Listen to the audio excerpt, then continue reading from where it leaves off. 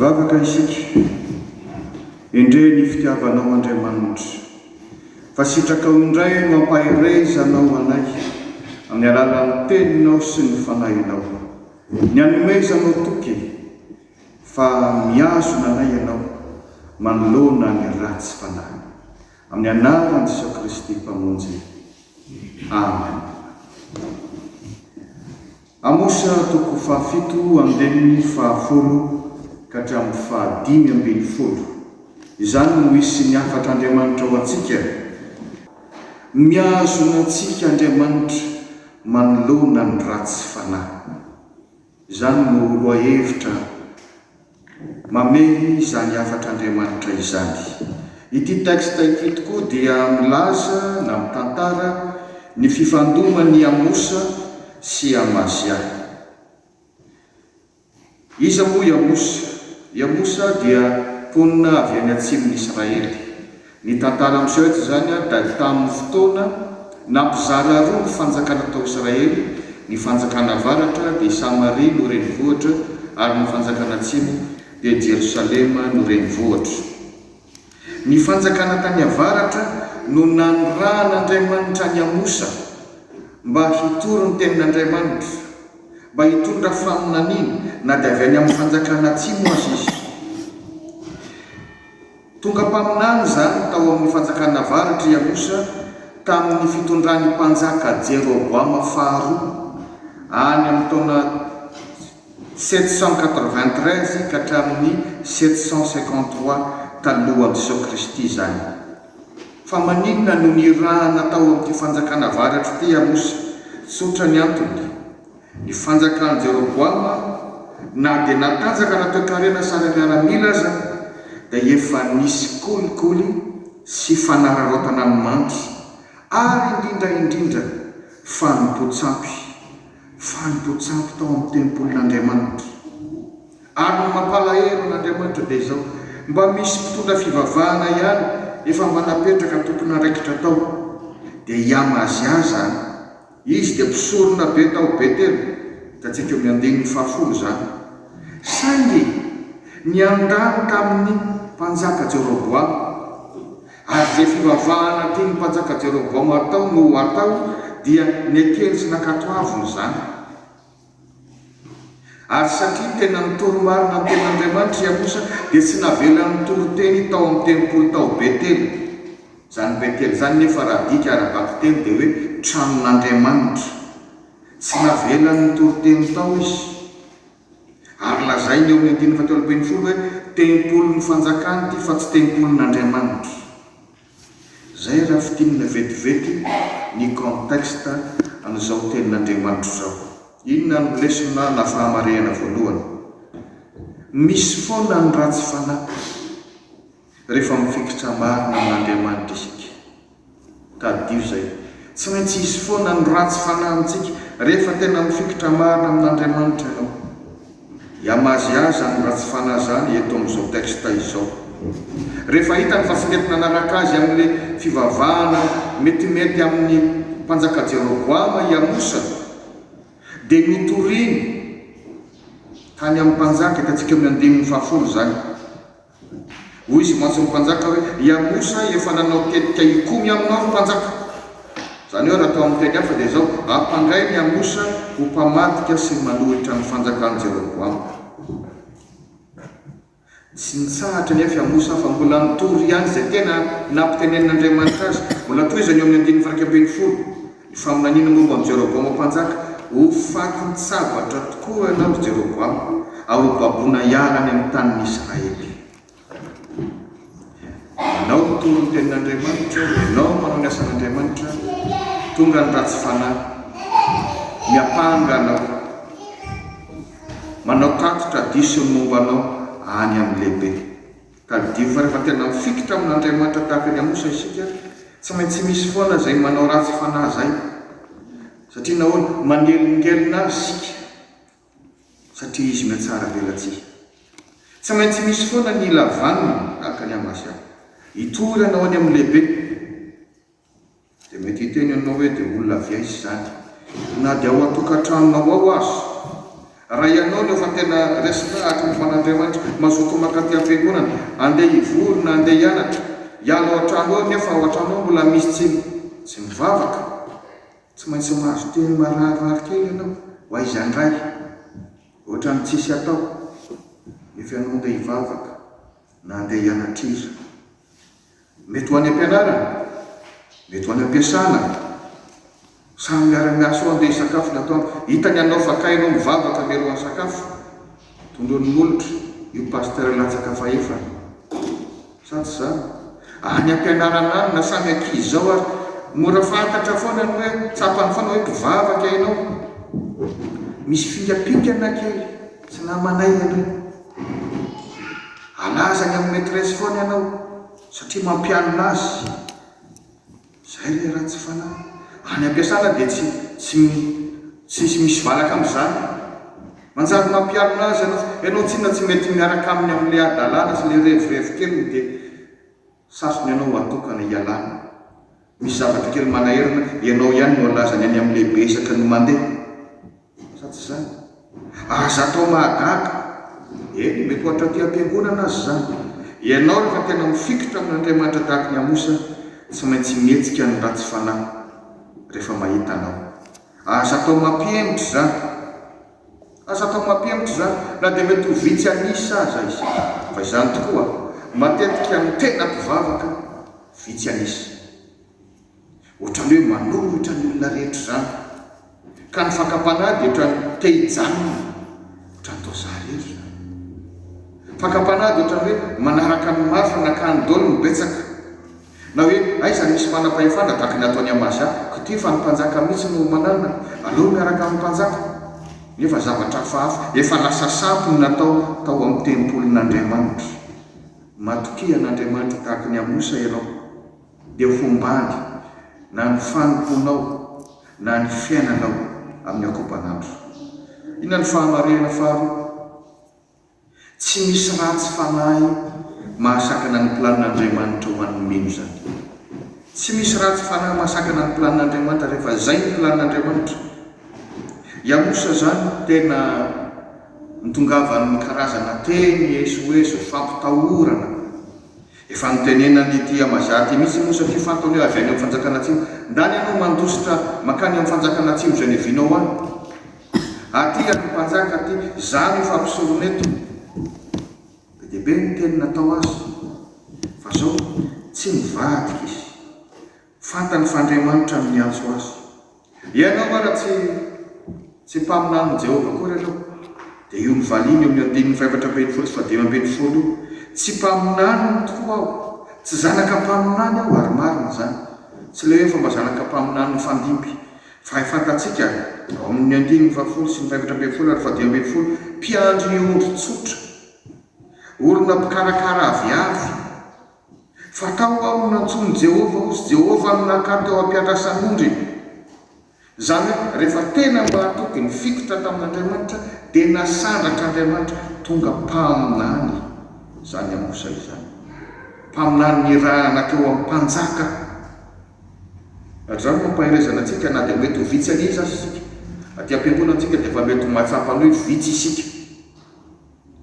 fa ianao io dia hitan'Andriamanitra ary efa tena mifikitra marina mitahaka ny amosa ianao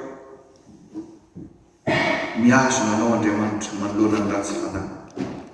ary tanterahany aminao ny planina zay fanomany ho anao hanandratra ny amosa hamitatra amin'ny farany asa fanontona ny mampaminany ary dia misandratra tokoa izy fahamarena fahatelo sady farany an'Andriamanitra ny fahamaliana ny ratsy fanahy an'Andriamanitra ny fahamaliana ny ratsy fanahy ny fahamalin'Andriamanitra sy ny fitsaran'Andriamanitra tsy voatery miandry any amin'ny faharanty foana kozy dia ny ety an-tany dia efa miatra zany ampiariny zany rehefa mafo isika rehefa hafanenina izy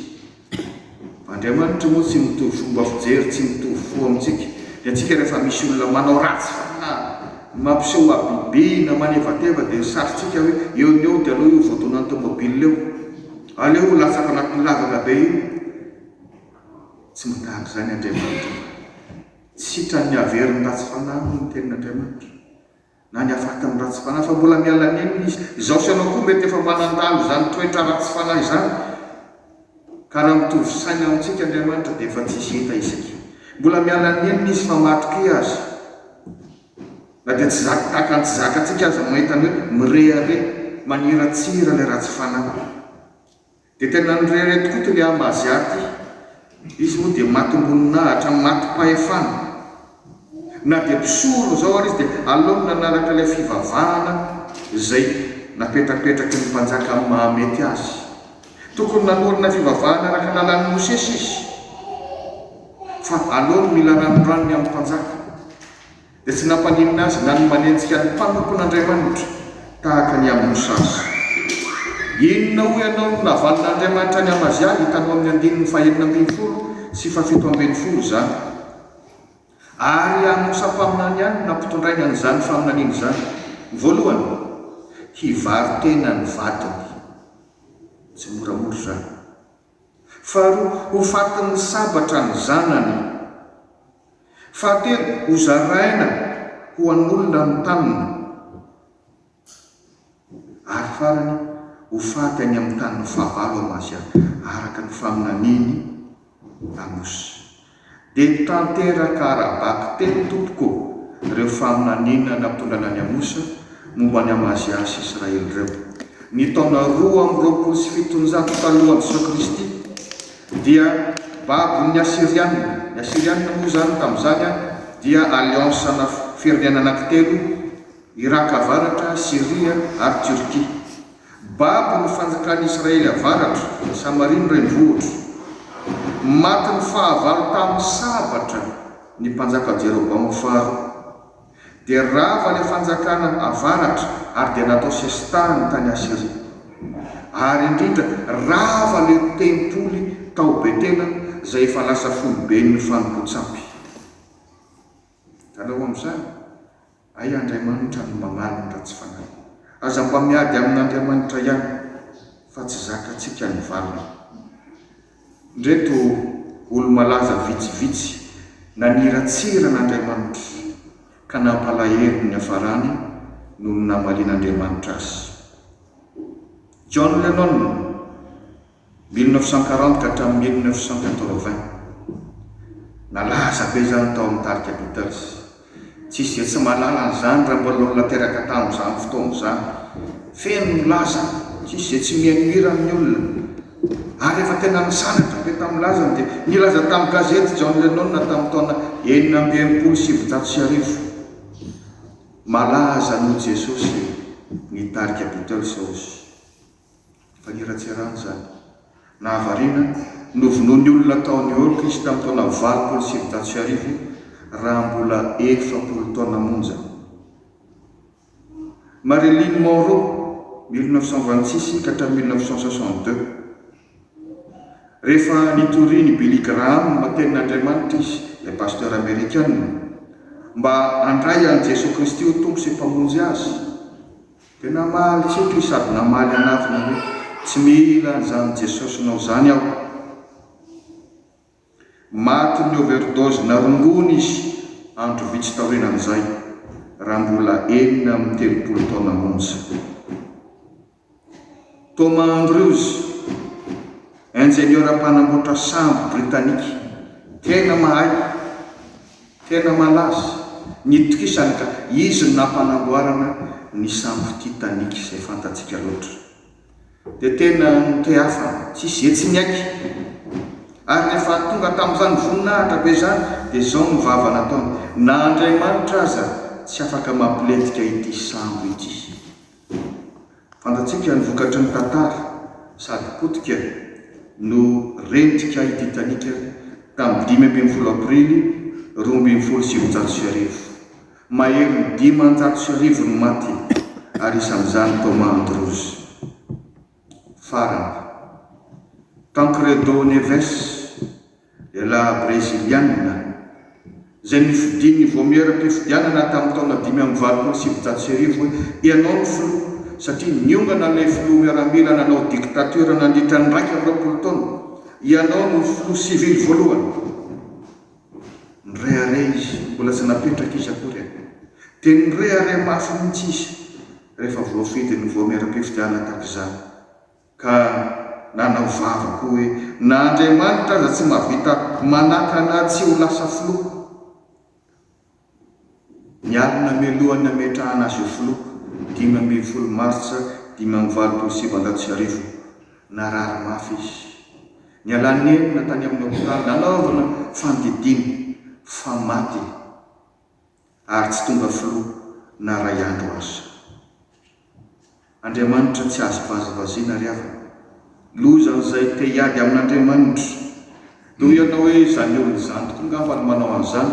zany ho tantara fantatra manerana zao tontolo izao dia henontsika fa isika koa mety ao am-pontsika manginao ao amin'ny fisainantsika miafinao sao dia maniratsira n'Andriamanitra, sao dia manao tsinotsinon'Andriamanitra, fantatr'Andriamanitra, sao dia tena tsy mety mino izay ambaran'ny tenin'Andriamanitra tokoa ary isika, sao dia mbola nitakalonao programa hafa foana rehefa hoe fivavahana amin'Andriamanitra, asa fanompoana amin'ny anaran'ny fiangonana. Tsy mahafoy ianao rehefa hoe asan'Andriamanitra narakitra aza tsy fonao akory, fantatr'Andriamanitra zany. Aroka isika mba hatahotra n'Andriamanitra, sao dia fifalianao antsika izany hoe manenjika mpanompon'Andriamanitra tahaka nataony Amaziata amin'ny Amosa, fantatr'Andriamanitra zany ary izy ihany no mamaly ny ratsy fanahy. Aza mety ho fitahany ianareo, Andriamanitra tsy azo vazivaziana fa izay afafin'ny olona loatsin'izay. Ny Galatiana 4:9-7. Ry kristianina manaradia an' Jesosy Kristy mifikitra marina amin'Andriamanitra, aza kevy, aza miemotra manoloana ny ratsy fanahy.